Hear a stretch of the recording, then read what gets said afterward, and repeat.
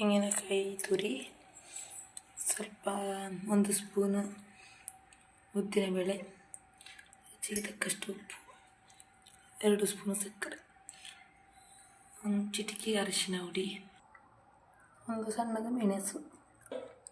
ಒಂದು ಬಾಂಡ್ ಇಟ್ಕೊಂಡು ಅದಕ್ಕೆ ಸ್ವಲ್ಪ ಎಣ್ಣೆ ಹಾಕ್ಕೊಳ್ಬೇಕು. ನಾನು ರುಚಿಗೋಲ್ಡ್ ಯೂಸ್ ಮಾಡ್ತಾ ಇದ್ದೀನಿ.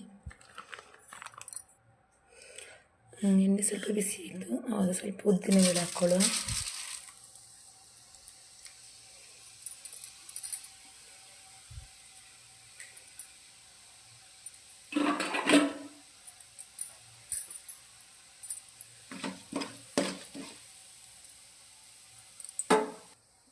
ಹೌದಲ್ಲದ ಸಾಸಿವೆ ನಾನು ಹಾಕೋದಿಲ್ಲ, ಅಮ್ಮನ ಹಾಕ್ತೇನೆ ಅಷ್ಟೇ.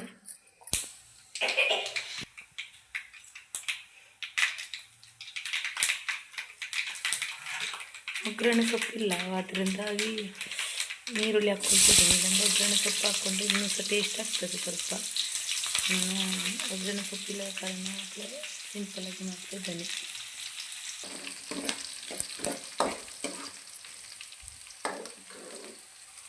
ಇಲ್ಲಿ ತೆಂಗಿನಕಾಯಿ ಮತ್ತು ಮೆಣಸು ಉಂಟಲ್ಲ, ಅದನ್ನು ಒಟ್ಟಿಗೆ ಹಾಕ್ಕೊಳ್ಳ.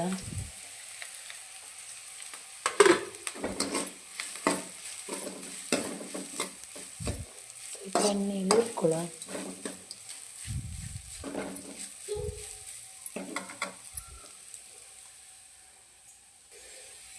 ಅರಶಿನ ಉಂಟಲ್ಲ, ಸ್ವಲ್ಪ ಕಲರ್ ಬರಲಿಕ್ಕೆ ಒಂಚೂರು ಅರಶಿನ, ಜಾಸ್ತಿ ಬೇಡ, ಹಾಕಿ ಮಿಕ್ಸ್ ಮಾಡ್ಕೊಳ್ಳೋ.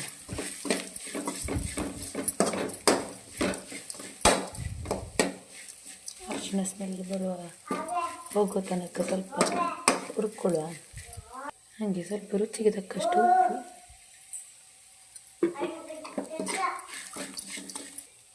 ಸ್ವಲ್ಪ ಸಕ್ಕರೆ ಹಾಕಿ ಸ್ವಲ್ಪ ಮಿಕ್ಸ್ ಮಾಡುವ. ಇಲ್ಲಿ ಅವಲಕ್ಕಿ ತೆಕ್ಕೊಂಡಿಯಲ್ಲ, ಅದನ್ನು ಹಾಕ್ಕೊಳ್ಳುವ. ಅದನ್ನು ಹಾಕ್ಕೊಂಡು ಚೆಂದ ಮಿಕ್ಸ್ ಮಾಡು. ನನಗೊಂದು ಕೈಲಿ ಆಗ್ತಾ ಇಲ್ಲ, ನಾನು ತಿರುಗಿಸಿದ ಮೇಲೆ ವೀಡಿಯೋ ಮಾಡ್ತೇನೆ ಫ್ರೆಂಡ್ಸ್. ನೋಡಿ ಫ್ರೆಂಡ್ಸ್, ಚೆನ್ನಾಗಾಗಿದೆ. ಅರಿಶಿನ, ಸ್ವಲ್ಪ ಹಳದಿ, ತುಂಬ ಹಳದಿ ಮಾಡಲಿಲ್ಲ ನಾನು, ಲೈಟಾಗಿ ಹಳದಿ ಕಲರ್ ಮಾಡಿದ್ದೇನೆ. ನೋಡಿ, ಸಂಜೆ ಈವ್ನಿಂಗ್ ಟೈಮ್ ಚಾಯಕ್ಕೆ ಒಳ್ಳೆ ಆಗ್ತದೆ. ನೀವು ಸಹ ಒಮ್ಮೆ ಟ್ರೈ ಮಾಡಿ ಫ್ರೆಂಡ್ಸ್. ನೋಡಿ, ಅವಲಕ್ಕಿ ರೆಡಿಯಾಗಿದೆ. ಪ್ಲೇಟಲ್ಲಿ ಹಾಕ್ಕೊಂಡು ಬಂದೇವೆ. ಅವಲಕ್ಕಿ ಒಗ್ಗರಣೆ ಅವಲಕ್ಕಿ ಒಟ್ಟಿಗೆ ಕಣ್ಣಚ್ಚಾಯ. Wow, super taste. ಒಮ್ಮೆ ನೀವು ಸಹ ಟ್ರೈ ಮಾಡಿ ಫ್ರೆಂಡ್ಸ್. Thank you friends. ಯಾರೆಲ್ಲ ನನ್ನ ಚಾನಲ್ ಸಬ್ಸ್ಕ್ರೈಬ್ ಮಾಡಿಲ್ಲ ಸಬ್ಸ್ಕ್ರೈಬ್ ಮಾಡಿ. ಹಾಗೆ ವಿಡಿಯೋ ನೋಡಿ, ಫುಲ್ ವಿಡಿಯೋ ನೋಡಿ. ಇಷ್ಟ ಆದರೆ ಲೈಕ್ ಮಾಡಿ, ಕಮೆಂಟ್ ಹಾಕಿ, ಸಪೋರ್ಟ್ ಮಾಡಿ.